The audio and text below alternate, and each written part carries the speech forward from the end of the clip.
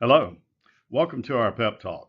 I am Paul Chambliss, the West Tennessee Loss Control Consultant for the Public Entity Partners. For the past 31 years, I have served at the pleasure of the management, our members, and the board of directors. The manner and means in which I serve those mentioned is a direct reflection on them and me. So it's a fiduciary obligation on my part. The purpose of this pep talk is to shed light on the subject of subsequent remedial measures following an incident. In other words, what should happen on our part after an incident, injury, or accident has occurred. Reasonableness is the expected standard of care the courts expect us to live by. Following an incident, it's reasonable to take the necessary steps that would lessen the likelihood of similar incidents in the future. Once you are on notice, the failure to address the issue is not reasonable and thus gives rise to a cause of action in negligence. In the letter of the law, the concept of subsequent remedial measures is codified in the Federal Rules of Evidence, and it can be found at Federal Rule 407. According to Federal Rule 407, evidence of a subsequent remedial measure is generally not admissible to prove negligence or culpable conduct. Essentially, this means that evidence of remedial measures taken after an incident cannot generally be used to show the defendant was or is at fault.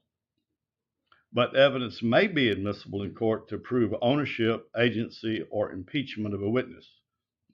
Like most evidence, the hinge point is determined by the reason one is trying to get the evidence into admissibility. Many people seem to be afraid of conducting remedial measures for fear of admission of fault resulting in injury. However, in the spirit of the law, Rule 407 strives to encourage people to take corrective actions after an incident without fear of those actions will be used against them in court as evidence of prior negligence. It's about doing the right thing. It's about doing what's reasonable, just, and fair. It's reactive following an incident, but becomes proactive to diminish the likely occurrence of similar future events. Peril invites rescue, so it's only natural for people to try to help others in the zone of danger.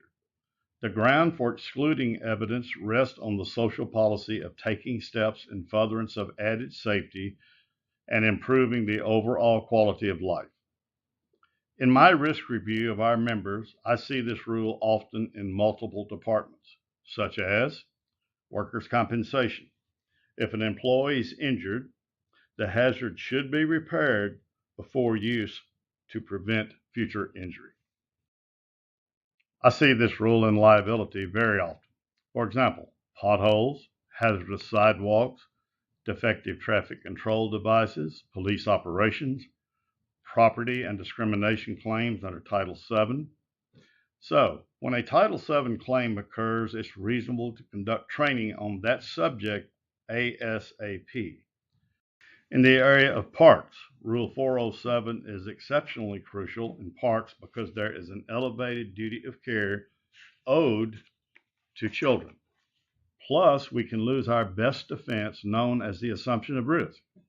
So if an accident occurs on a piece of poorly maintained and or defective parks equipment, repair the hazard prior to reopening.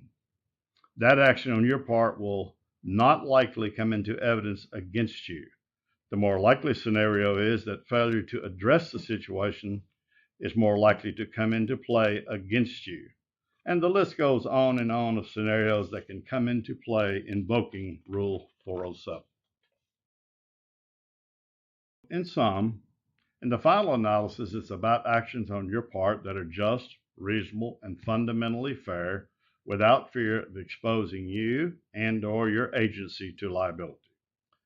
It would be highly unfair to penalize those exercising socially responsible conduct. Courts encourage and favor self-motivated, socially responsible behavior to ensure safety in our workplace. Thanks so much for your time and attention.